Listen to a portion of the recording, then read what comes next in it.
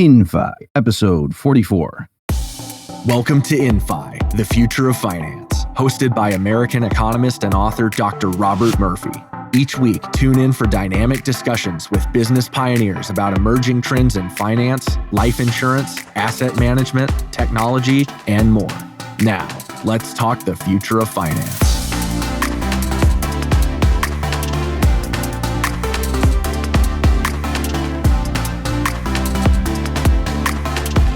Hey everybody, welcome back to the InFi podcast. Today we're going to be speaking with Liya Palagashvili. She is a senior research fellow and director of the Labor Policy Project at the Mercatus Center at George Mason University. Liya regularly writes on labor economics, the gig economy, and the changing nature of work for her Substack, Labor Market Matters. So the specific thing that we're going to be talking about with Liya in this episode, she has a chapter in a larger book that's devoted to what's called dynamic pricing, right? So the news hook for this is recently, some of you may have seen, Wendy's got in trouble. They announced that, we're doing this new thing where the prices of our combos change based on the time of day. And people got mad because they took it to mean, so you're going to charge us more at rush hour when I'm trying to come home from work and grab something for my kids. You're going to jack up the price because the demand is high. And then, Wendy said, no. What we meant was we were going to give you discounts during slow periods so you can get, the food even at a discount if you come at an off time. Not that we were going to rate, but anyway, that was the issue. But that's the phenomenon that Liya's chapter talks about. Of course, Uber is a great example where they have so-called surge pricing. So that's what we're talking about mostly in this discussion. Without further ado, here is my conversation on dynamic pricing with Liya Palagashvili. Liya, welcome to the InFi podcast. Hello. Thank you so much for having me on here. So I would have already given a little bit of an introduction to the listeners with my pre-recorded segment here. But before we dive into the main content, which of course is going to be your book chapter on dynamic pricing, can you just give a background? Did you always know you wanted to become an economist and that sort of thing? What got you into this? And then what your current position is, just so people know where you're coming from. Yeah, so I'm a senior research fellow at the Mercatus Center at George Mason University, and I'm director of our labor policy project. I focus mostly on labor regulations, the gig economy, and the changing nature of work. And I got into economics in high school, actually, because I had a really, really great economics teacher. And before that, I didn't want to do economics. I thought it was boring because it's accounting and finance, and I'm much more interesting than that. But I had a friend who took a political econ course, this teacher's political economics course in high school, and he's like, you should take it. It's so fascinating. It's so interesting. And so I took this one political economics course, and teacher was fantastic. It just truly opened up my world to economics and to the economic way of thinking. And it happens to be that this teacher, my high school teacher, got his master's in economics from George Mason University. Mm-hmm. So he mentored me and suggested that if I'm really into the political econ aspects, I should apply for undergraduate at George Mason University because they have a fantastic undergrad economics program. And I did, and the rest is history because, the George Mason economics program, especially for undergraduates, is fantastic. And from there, I got mentored by people like Pete Bedke and Don Boudreau and others into grad school. And now here I am. Okay, well, great. And so again, maybe if we have time, we'll come back because I do want to ask you about the labor market stuff. But the specific reason I wanted to get you on here for the InFi podcast was you have a chapter. So Ryan Bourne has a book called The War on Prices. Subtitle is How Popular Misconceptions About Inflation, Prices, and Value Create Bad Policy. And then you have a chapter in there talking about dynamic pricing. So do you want to give us the how did he pitch that to you, or did you have you been working on this, or how did that happen? Yeah. You have this chapter. Well, I've always, in the last several years, since 2015, 2016, I started being interested in the ride-sharing, gig economy industry, mostly because, I should tell you the story, I used to live in New York City. Well, I used to live in Queens. And prior to Uber, it was just impossible to get a taxi that would take you from Manhattan into Queens because nobody was going there. And so I was like a young girl and I'm like, what am I going to do? How do I get home? The subway's going to take me an hour and a half. And sometimes I would get picked up by these black cars, basically, but I would, they would just like roll down their window and be like, "I'll take you to Queens for $30 and so forth." But anyway, it was just a hassle always to get back to Queens. And so I saw the huge difference it made when we saw the entrance of Uber and Lyft and so forth and ride sharing in New York City. And then I started being fascinated by them and kind of started researching this area. Back then I was still just graduated from grad school at the time and decided to focus my research in that area. Yeah, so I've written a lot about this. So Ryan reached out to me to see if I'd be willing to write a chapter on dynamic pricing. And of course, dynamic pricing, there's lots of different terms for it, sometimes referred to as demand-based or rush hour pricing or surge pricing. But the idea is that it's when the price of a good or service fluctuates in real time based on market supply and especially on demand. But it's different from what's often referred to as fixed or static pricing, where the price of a good or service remains relatively constant over some period. And the classic example of this is if you go to your grocery store, you go get an apple. The apple at your grocery store will likely stay around the same price over a week, irrespective of how busy the supermarket is. And that the price of the apple is not going to change a lot during that same day, right? Either. And so, by the way, I should say dynamic pricing is actually not a super new pricing strategy. We've already seen it. We're accustomed to it, I should say, in things like airfare and hotels. So high demand pricing, when you book last minute flights at Christmas, we know that's going to be a high price. And then you realize that dynamic pricing also means that you can get low prices for flights if you book on low demand seasons. And then other similar applications of this are when you can get like low demand theater performances during the daytime, or why winter clothes are sold at a discount, in the spring.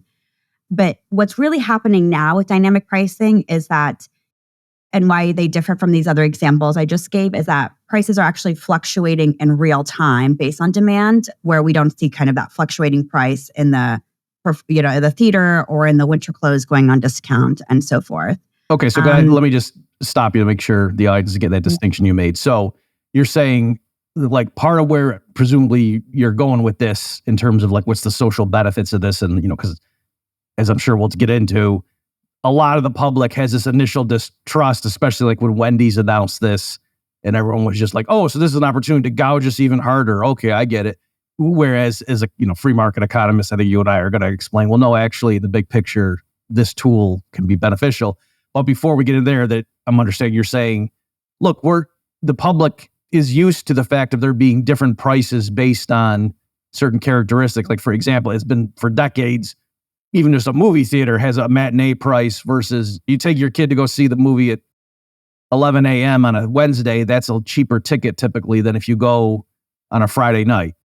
But your point is, but even there, it's like, oh yeah, the matinee price is X and the normal price is Y.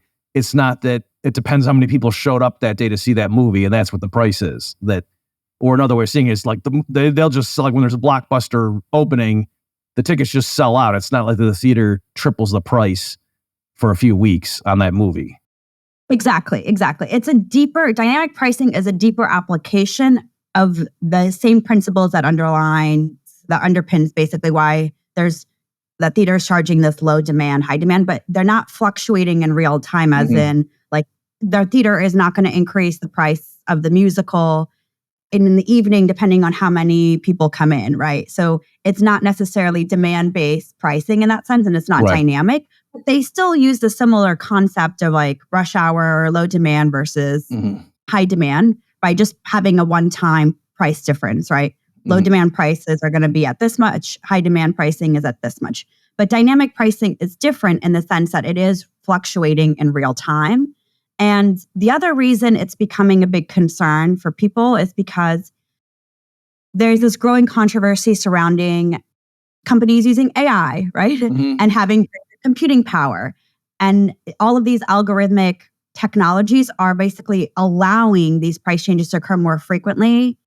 And it's being rolled into all these new sectors that we haven't seen before. So when Wendy's announced it, right, that was kind of, they're like, well, what's going on? Even before we get into there, like just to, again, warm people up to this. I mean, even in the grocery store, you're right. It's nothing like Uber surge pricing, on New Year's Eve or something. But still, even there is a thing where like baked goods that are a few days old, they'll mark them down. Or like sometimes I've even seen meat. It's I think there's like a fine line between something like, oh yeah, this croissant might be a little bit stale versus this meat is on the verge of being bad. But still, my local grocery store, they do have, meat that's marked down. And you look, oh, why is this off?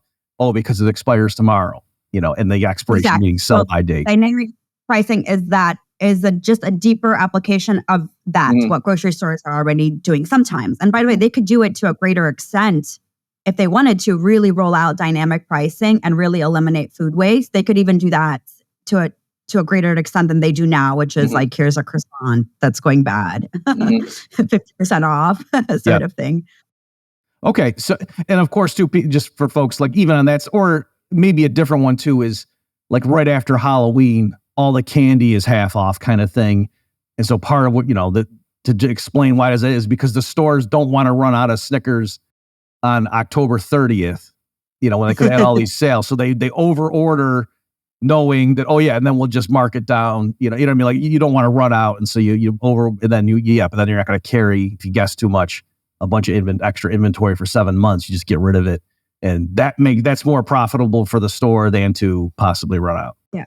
It is more profitable for the store, and it's less controversial from the consumer side because they're like, oh, it's a discount. Right. Because they're not marketing it as like high prices of candy like 2 weeks before Halloween. Right. It's more like there's a discount after Halloween. And so part of the problem with dynamic pricing, by the way, we'll talk about this later on, is that they have a little bit of a marketing problem where if you just call it a discount versus like surge pricing, it might not irritate people as much. Yeah. And that's, should we talk about Wendy's, right? What do you think is the best way to get people to see? Because a big one for me, I actually wrote something for like the Freeman years ago when Uber, everybody was mad. There was like a New Year's Eve, I forget when it was. And like some people, there were like all these horror stories of people like, oh my God, I got charged $300 to take me 8 miles. And I was defending it and saying, clearly, if it should have been clear, like if people honestly didn't know that how much they were being charged, then okay, I can see why people were being upset. But the general principle of surge pricing, no, is great. Like if you took Uber away, like that, in other words, it doesn't hurt people's options to have a group of people in addition to the normal cab drivers coming in and taking people home in their private vehicles. Like that doesn't hurt people. You know what I mean? So anyway. Yeah. Let's talk about that because I think this trend against dynamic pricing actually started with ride-sharing companies. Because remember, before that, there's dynamic pricing in airfare, and you didn't hear people complain about that, right?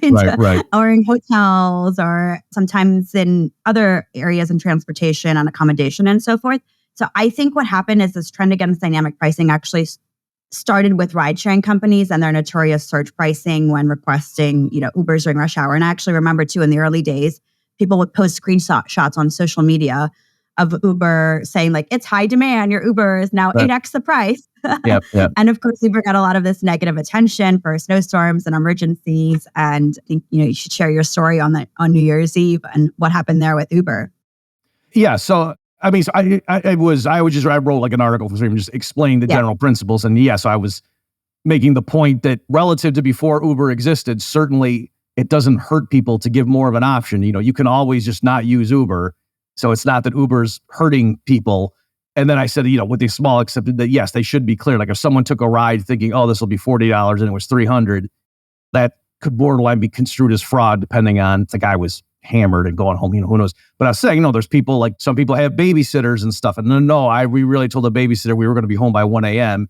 Whereas other people, if they can just wait an extra hour and go home at 2 a.m., that's the social function of that surge pricing. There's only a certain number of vehicles. And if more people want to take a ride in a vehicle home in this certain time frame between 12:30 a.m. and 1:30 a.m. on New Year's, you, no matter what we do, you can't physically just make more cars. And then even more long term, the expectation of knowing, there is the possibility of surge pricing actually does make more cars available, right? So it's not just a given as to how many drivers are available to take people home. It's based on a function of if they thought, instead of me partying, I'm going to work a few extra hours on New Year's because you make way more money as a driver. And so again, that's kind of the way I was explaining, just saying, that just to make sure everybody understands what the rules are, so there's no surprises. But if people, having that option makes it better, and in the long term, again, as more people get sucked into becoming Uber drivers in their network, that will actually lower the price going forward. Mhm. But you just flatly say, no, you're not allowed to do that. That you have to charge the same price New Year's Eve as you would any other day. That's kind of goofy, and it's not obvious how that's helping anybody. There was a survey that most economists, no matter if they're, more left or right base or independent and so forth, their political leanings, there was a survey that said most economists actually agree that the main benefit of dynamic pricing strategies is to help balance supply to meet customer demand. And I think this case with Uber on New Year's Eve and in general with ride sharing is the best example of that. And I think you sort of touched on this, but that gets us into the economics of dynamic pricing, right? So I think in general, the dynamic pricing strategies tend to be most valuable in two types of markets. And the first is the one you just mentioned, where you have like a short-term flexible supply that can move to meet demand in the case of ride sharing. And the second one, which we could talk about later as well, is when there's a fixed or limited capacity that needs to be efficiently allocated in a market with maybe uncertain demand like hotels or airline industry or even concert tickets, right? Taylor Swift concert tickets. That's another thing that's popped up recently about the high price of them and so forth. But I think in generally those two types of markets is where we see dynamic pricing strategies tend to be the most valuable. And on the first case with the short-term flexible supply, you do get, so yes, it's irritating to customers to see this surge pricing, but as an economist, we try to think about, okay, what's the price doing in that case? So when you see a high price for Uber, it's making some customers who merely had a slight preference for the Uber would reconsider it and maybe decide to walk instead or to cancel evening plans or, to stay longer at the New Year's party, right? Or to stay longer in the office after work and so forth. The ones that don't have to get home to the babysitter and so forth. So I think that price mechanism, right? The high price is saying to people, hey, do you really, really want to take this Uber? Right now. Yeah. Right now. Do you need to take it right now? Because other people really, really value it, like the people who have to get home to their kids and the babysitter's leaving at 1 a.m. Sort of thing. And so that's the main effect that we get with the high price with Uber, right? And the second effect of the high price is, again, as you mentioned in your story on New Year's Eve, is that it serves as a signal to Uber to get out, for Uber drivers to get out on the road. It says, hey, there are people who need the ride. They're willing to pay a lot for it. Can you please come out on New Year's Eve and provide rides? I know it's an inconvenient time, but at least they're willing to pay a lot for it. So please come out and do this ride. And I think, and by the way, there are some empirical studies using Uber data that found exactly that. These economists found that drivers actually extended their sessions and provided significantly more rides when they did see the surge pricing in a particular geographic area. And there are other studies that kind of compared taxi cabs in New York City versus Ubers in New York City. And by the way, taxis don't have dynamic pricing. They have peak and off-peak pricing, so it changes once during the day, right? And in New York, I think it was like after 4 p.m., I went to a slightly higher fare for peak pricing, but it's not dynamic pricing in the way that Uber does it. But yeah, so they found in that study that the number of Uber and Lyft rides rose by 22% during rainy days compared to just 5% of ordinary taxis. And that's just showcasing, again, like the value of what's happening when you're allowing prices to fluctuate based on demand and supply. And I have my own story, by the way. Just to jump in on that real fast. Yes, because the rain, because I went to NYU for grad school. I know you spent some time there too. You were like a few years after I left. But I noticed, so I was there, from 98 to 03. So that, before, and if you were out, I was a grad student, so I was too poor to take taxis anyway. But what I noticed was like, if it started pouring, nobody could get a taxi. It was just, it's everybody who, all the taxis were taken very quickly. That's obviously clear to what was going on. It's not that the taxis disappeared when it rained, but it was, whereas under normal circumstances, if you had to hop in a cab and go 20 blocks uptown, you could, with some difficulty perhaps, depending on how it served, you were flagged down a cab and get in. But if it was pouring rain, all the cabs were already full. Like you would notice the average person. And so, with Uber, you say, there's surge pricing in cases like that. If there's a sudden downpour in a big city. But again, it's giving you more options. So it's like, yes, with the cabs, they're not going to raise their fare, $20 for the whole trip. But then that's great for the people who are in the cab, but it doesn't help the people now who can't get a cab. You know what I mean? So it's, I didn't get overcharged. I didn't get gouged, but I don't get the product. Exactly. And I think, and I also remember in New York too, on the rainy days, it's like, yeah, you could never get a taxi on rainy days. It was literally impossible.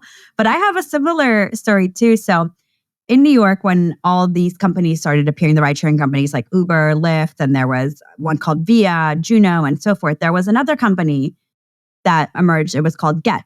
And they marketed themselves as the Uber without surge pricing. Mm-hmm.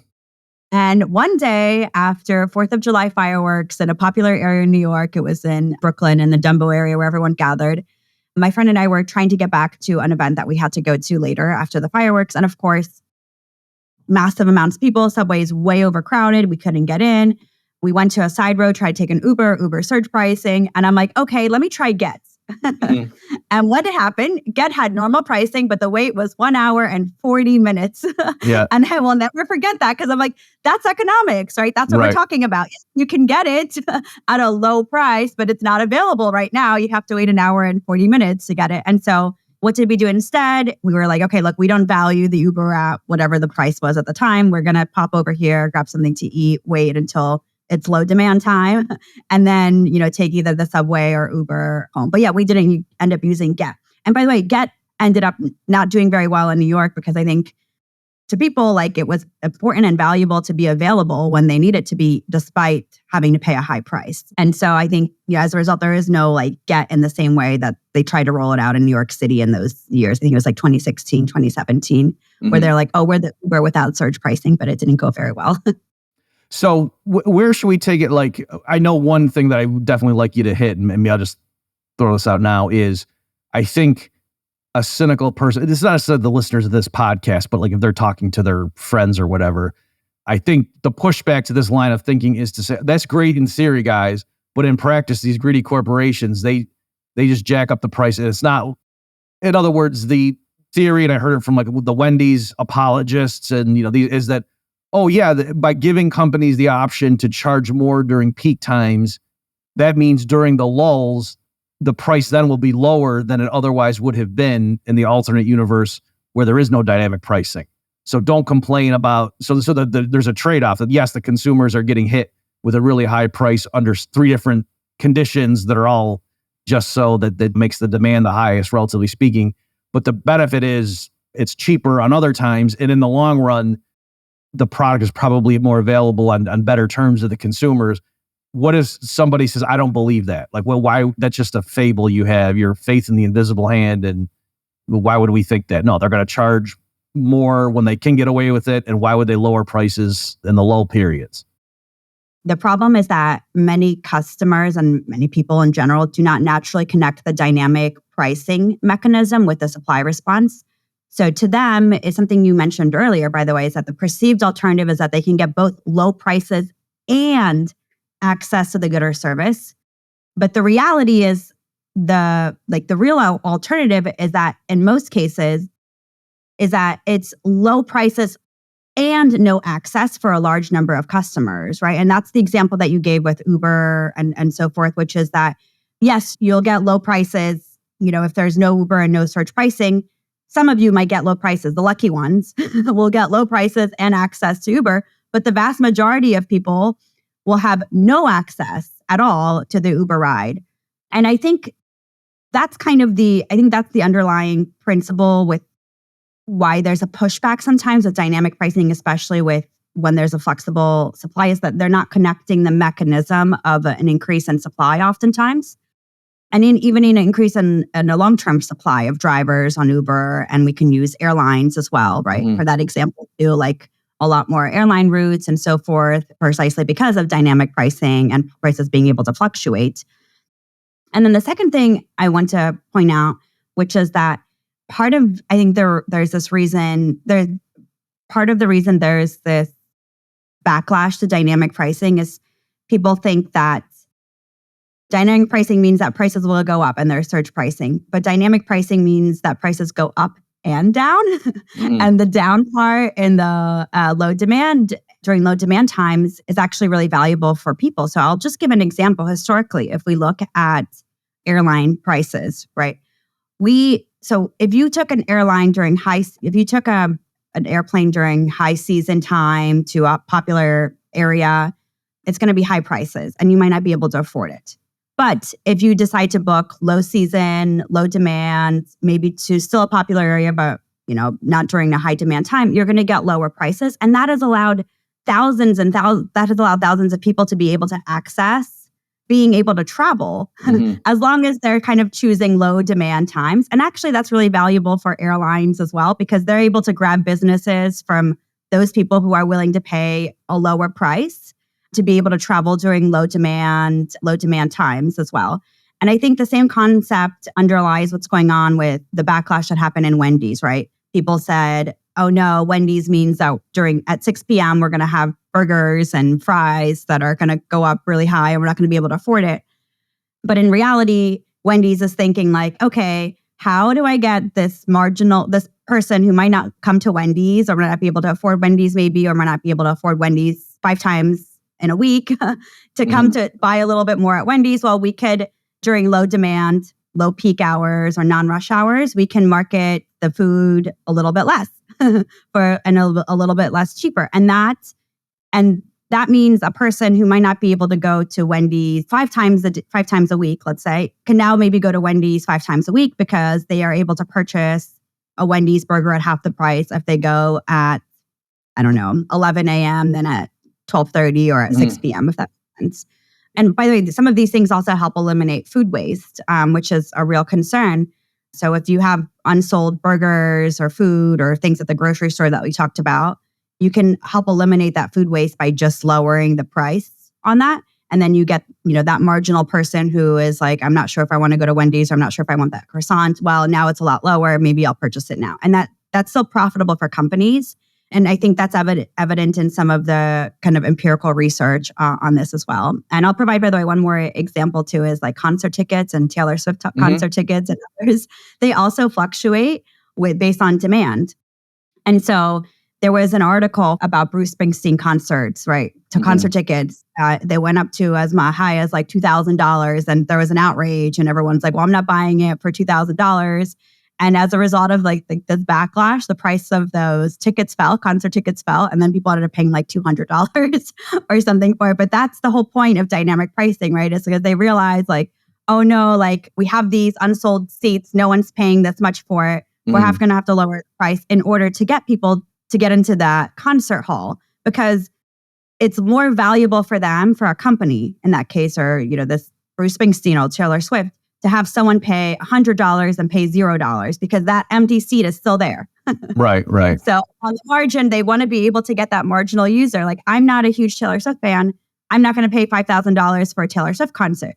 But if I'm in a rural area and there's not a lot of demand and I see prices drop for, that Taylor Swift show to $200, I might be like, yeah, you know what? I could go to a Taylor Swift concert for $200. That might be cool.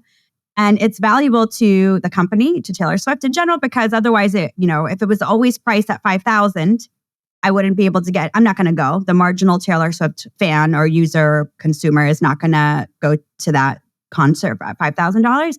But they have thousands of unsold seats and so forth, they're going to start dropping those prices to be able to get those people who are kind of on the margin, as economists say.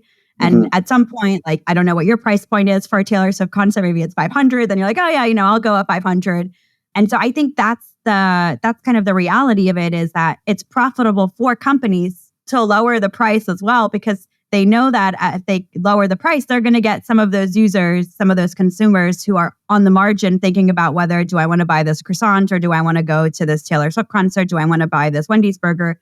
And if they can lower the price, they get that additional $100, for the Swift concert, or additional $3 for the burger rather than $0. Okay, great. Yeah, for me, I'm a bit older, but if Paula Abdul toured near where I was, I might go to that one. So just for what price, right? Okay, so this is great. And maybe, I don't know if this, well, you were going through that too. I was trying to think of, I don't know. Tell me, Lee, if you think this would be compelling to somebody like who's very cynical. Like, oh yeah, these companies just charge whatever the market will bear. And it's like, on the one hand, like, yes, but that principle isn't as devious or socially harmful as you think.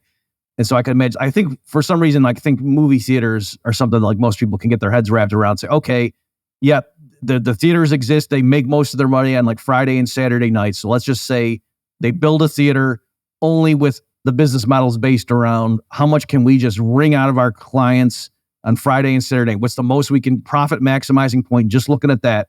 Okay, we get it. We understand you build the size of the theaters, thinking the capacity, like, okay, given that we're going to charge that price on Friday and Saturday nights, we want to have the theater be somewhat full, but we don't want to always, be completely sold out, because then probably we're not charging enough. You want to charge enough such that the capacity is usually up there, especially when there's a new release. Maybe you sell out those ones with showings.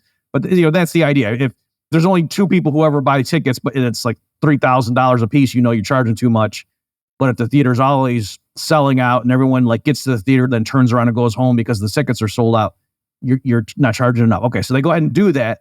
But now that means clearly whatever the profit maximizing price was given those considerations for Friday and Saturday night, clearly now for the rest of the week on a Wednesday at noon, you're not going to, the theater's going to mostly be empty if you kept it that same price the whole time. Exactly. So that's the cost of... Yeah. So given the Friday, Saturday night normal price, you got to give a discount on the other one, because now you just got empty seats sitting there. And it's just, as long as you bring in enough marginal revenue to cover the cost of like running the projector and having the kids selling popcorn or whatever for the 8 people that show up for those shows, you still make more money than you otherwise would have. And then give them the free. But now if it turns out that given that model, that theater is just making a high rate of return on the invested capital, well, then some other person would open up a rival theater down the street and do the same thing. And then surely that lowers the prices across the board from the first theater. So I'm just saying, even if we assume the worst and all these greedy theater owners are just trying to wring as much out of it, still, if there's competition and open entry, clearly it's going to be the case of what we're talking about. And in the long run, it gives the most options to people in that community to see the movies, and the poorer people. It's ironic because it's almost like the people who are willing to pay more for movies and who would tend to have more money end up subsidizing movies for people, the single mother who takes the kids to the matinees, and she wouldn't dream of taking them on a Friday night. But now she can do that more cheaply than in the universe where everyone has to charge the same price for every show. Yeah, I think that's right. And I think this point, like, we take this for granted. The companies are greedy. Yes. Would they rather take $5 for a seat on a Wednesday or $0? Right. And, or $3, right? Because they can't charge $20 for a Wednesday 2 p.m. show because no one, or $50 or $100 because no one's going to come to a Wednesday 2 p.m. show for $100 because most people are at work or, right. Kids are busy and so forth. And so I think it's this greed is why they have to price lower with this model, right? Non-uniform pricing isn't profitable in a lot of these cases. And so to make it more profitable, like the theater example that you just gave, they have to price lower to be able to get that, in economics term, that marginal consumer to be like, yeah, I can't afford it at $20. I'm a single mom, but I can afford it at $5. And I can afford it at $5 on Wednesdays at 2 p.m. when nobody else is going to the show. And I think it's in fact that corporate greed that forces the companies to have to lower the price during low demand times to be able to get that single mother or a low income person to pay $5 to see a show rather than $50 to see a show on a Friday or a Saturday night. And again, that goes back to my I think this inherent thinking about dynamic pricing is unfair stems from this concept that dynamic pricing means prices always go up. Right. But we have to wrap our head around this point that dynamic pricing means prices go up and down. And the down, you gave this example. We were talking about this example with theaters and being able to go to a 2 p.m. Wednesday show at a lower price. But there's so much empirical economics work about how airlines pricing for low demand, low peak seasons have actually enabled the low income or middle class individuals to be able to afford traveling because they don't have to pay for high demand, high season, peak prices, but they're able to, airlines, because they're greedy and want to be profitable, are able to push prices down lower to be able to catch this marginal user or this lower income person as long as they're able to travel on low demand times. There's also a similar concept about economy class and business class and stuff. Right. And even there, so I think that's the whole point, right? Right. You could make high prices. There's also low prices. Right. And if uniform prices, if airlines had uniform prices, let's say, $1,000 a flight to Italy, like, yeah, a lot of people wouldn't be able to afford that if that was always the case, right? But the fact that it can, it goes up to $1,500 during high peak times, and people who really, really value going to Italy in the summer to Amalfi Coast and all of that, and who can afford it. So, they'll pay that $1,500, but you can also pay $500 for a round trip flight to Italy if you go maybe to a nearby city that's not Rome and during off-peak hours and when kids are in school. So you can afford it as well. And I think that's the beautiful part about dynamic pricing. And especially with the airline too, I think you could make the case, empirically, if you got into the data, that there's a sense in which businesses are subsidizing to students or whatever, people who are going and backpacking because it's the peak hour Monday through Friday, and then I want to get back on Friday night or whatever from this thing. That those are where the high prices are. And it's big corporate clients paying those prices. And then given now that we have all these jets in the fleet, we got these extra seats on the off. Yeah, I mean, if the plane's going to fly anyway, the marginal cost of them of putting a kid on the plane so he can go explore Europe is we give him some peanuts or whatever. Like the gas, the jet burns a little bit more fuel if there's a kid on it. You know what I mean? But so that's how they can, given that it's going to happen anyway, and it's the corporate clients that are supporting the existence of the route in the first place. Yeah, on the margin, selling another seat or two is nothing. And that's how they can have those. And like you said, too, if people have the flexibility, like I know there's things like that where, people could do stuff. And they do this with Broadway shows, too, where I forget what it was, but there was something where you could just go like the day of. Like, so you wouldn't know what show was going to be, but you could show up at like 4 p.m. and just say, tonight, are there any extra Broadway shows tickets? And they were very cheap, but that's because you couldn't build a plan around it because you didn't even know. It was like, yeah, you want to go see Cats? You want to go see Les Mis? You want to go see this? And, here's for this much. And you're like, yeah, I'll go see that. But like, it was that night because they just realized, okay, we're not going to sell these out tonight. And so they had cheap discounts. Exactly. I think that's the point, right? It's like companies are greedy, yes. But the reason that they're trying to be profitable, and by them and lowering the price when there's empty seats that need to be filled is exactly them acting in a way to maximize profits. And again, it's this point of like, it's either zero, right? You're going to get zero if you don't fill that empty seat, or you might get $5 or $100 or something a little bit more. So another example that I saw used in media, it was a Wall Street Journal article, and it reflected this backlash people are having to bowling alleys using dynamic pricing. And it's same concept, right? Like they're using algorithmic, dynamic, demand-based pricing. And if you're going at a popular time for bowling, they're increasing the price because they're trying to allocate a limited number of lanes available. And so in some way or another, like they have to figure out, how do we allocate these limited lanes available on a Friday night when it's popular to go bowling, or Saturday night, whatever those popular times are. But then they're able to put it on a discount, right, during non-peak, non-rush hour times, so that if you're willing and you have the flexibility to go during these non-rush hour times, you can pay significantly less. But the other thing is that in the long run, like with dynamic pricing, it'll actually help you maybe expand lanes or build another business and so forth to be able to meet consumer demands as well. So I think that's a really important part of it. And one other thing on the bowling alley example is, again, people are thinking about the monetary price. Like, oh no, I have to pay 3x more for a bowling lane than I did prior to dynamic pricing. But maybe prior you had to wait in line for an hour. Right. I think people think like, oh, it's dynamic pricing, you have to pay a higher price, but you're still paying a high price with uniform pricing as well. You're just paying in a different way by waiting in line for an hour or 2 hours, and maybe not even getting the bowling lane at the end of the evening. And so there's always going to be a cost, no matter what strategy you're using, pricing strategy you're using. You can use dynamic pricing strategies. There's going to be a cost. You might have to pay higher during peak times. Or if you're using uniform pricing strategies, there's still a cost that you're going to have to pay. And the cost just might have to be that you have no access to the bowling alley, or you have to wait an hour to get access to the bowling alley. But in either case, you're still paying a price. And I think that kind of underpins a general principle that we see in the real world, which is that actually right now, most businesses don't price dynamically. And this is what we started with. Like at your grocery store, you'll see consistent static pricing of goods throughout the day.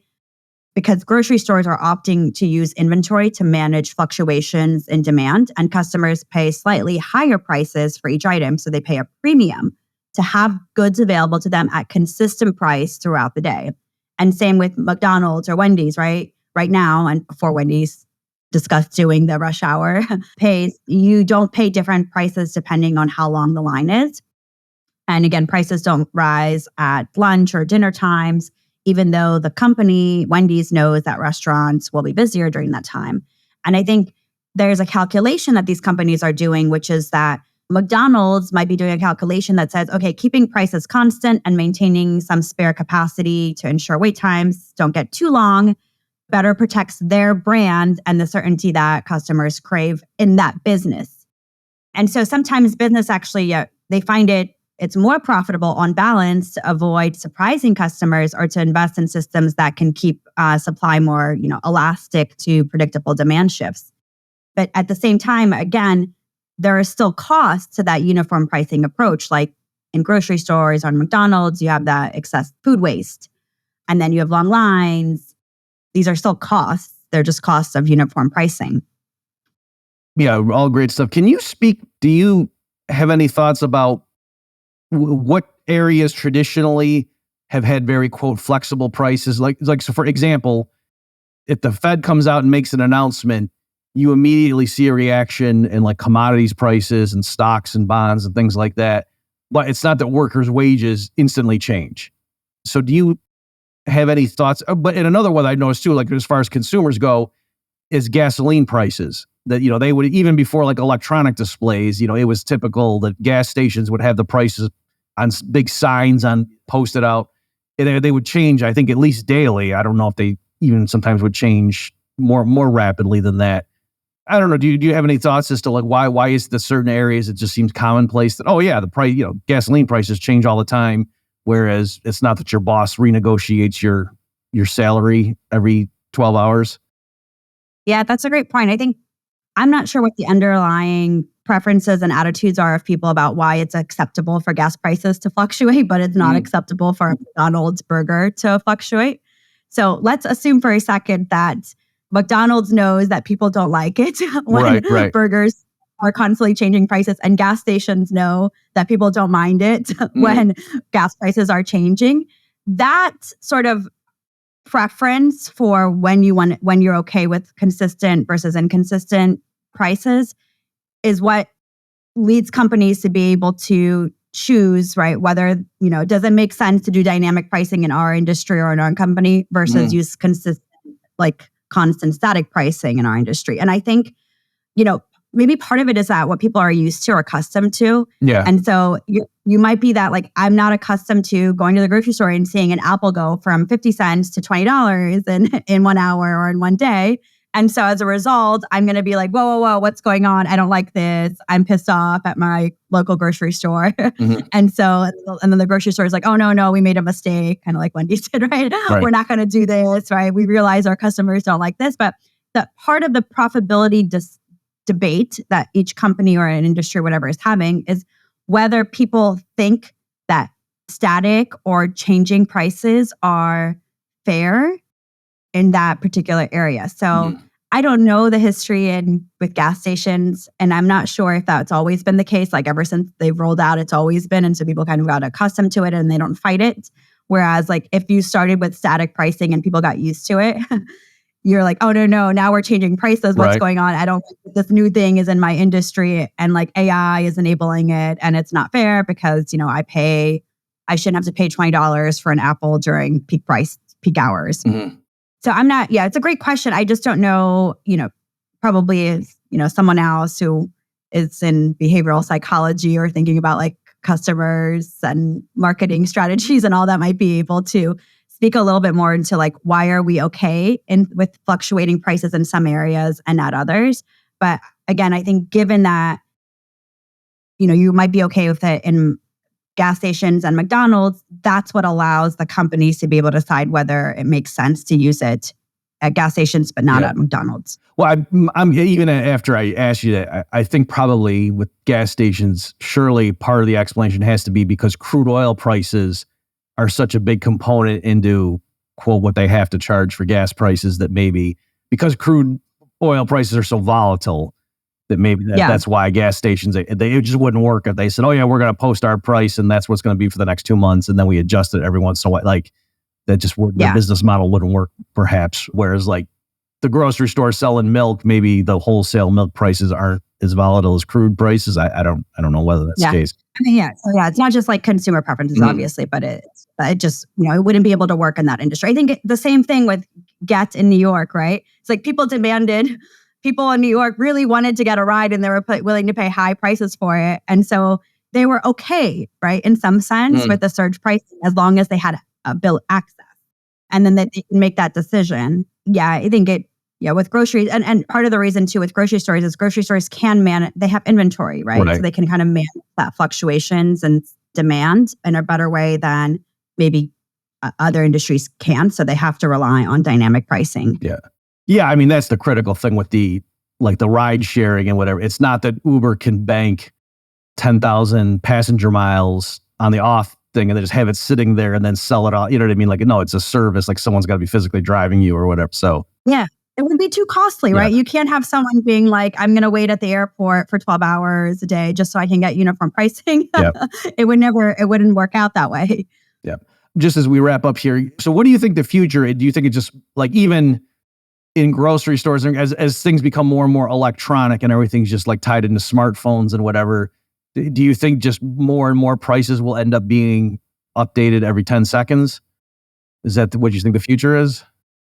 I'm not sure if they'll be updated every 10 seconds, but I do think that there is a trend to more dynamic pricing, partly because these kind of computing powers and all of the technological changes are enabling that. The resistance is, part of the resistance, I should say, is going to come from customers and how they feel about it, and also like how companies market it. So if Wendy's would have come forth and said, we're doing discount prices during low demand times, there might have not been that backlash to Wendy's. So I think part of it is a marketing thing with customers. Probably they haven't done a great job with it. A lot of it will also depend on like transparency of pricing. I think that was an issue with Uber in the beginning where it was like, oh, this ride is 4x the amount, but they didn't see what the total amount was. And so they kind of got that backlash. I think Uber later changed it so you could actually see like, here's what it's going to cost you to take this ride on New Year's Eve. But in general, I do think that there's going to be a trend to more and more dynamic pricing and a variety of different industries, partly because the technology is there. And I think, in some senses, it's going to make more sense. Like in the bowling alley case, people are going to be thinking about it either no access, right? Can't access the bowling alley at all, have to wait 2 hours, and by the way, still might not get access, right? Or pay a lower fee during low hours and a higher fee during rush hour when I really, really demand it. Let's say it's someone's birthday party, right? And they are ready, or someone's in town, right? And like a family friend from, a country where they don't have bowling. And like, oh no, I only have this Friday night to go bowling. Okay, I'm willing to pay a high price for it right now. Whereas like the local might not have to go on that Friday night. And I think, in the case of bowling and Wendy's and these others, I do think that we're going to see a trend to more usage of dynamic pricing. Okay, well, great. So we got to wrap it up there. Folks, my guest has been Liya Palagashvili. The book is The War on Prices, How Popular Misconceptions About Inflation, Prices, and Value Create Bad Policy. And Liya had a chapter in that book on dynamic pricing. Liya, thanks so much for your time and your insights. Thank you so much for having me here. It's been a great conversation with you. Great. Yes, I enjoyed it as well. And thank you, folks, for tuning in. We hope you learned something as well, and we'll see you next time. This concludes another episode of InFi, The Future of Finance, with Dr. Robert Murphy. The information provided is for educational purposes and does not constitute financial advice. Consult with qualified professionals before making any financial or investment decisions. For more information on the host and for previous episodes, visit InFi, thefutureoffinance.io. Thanks for listening.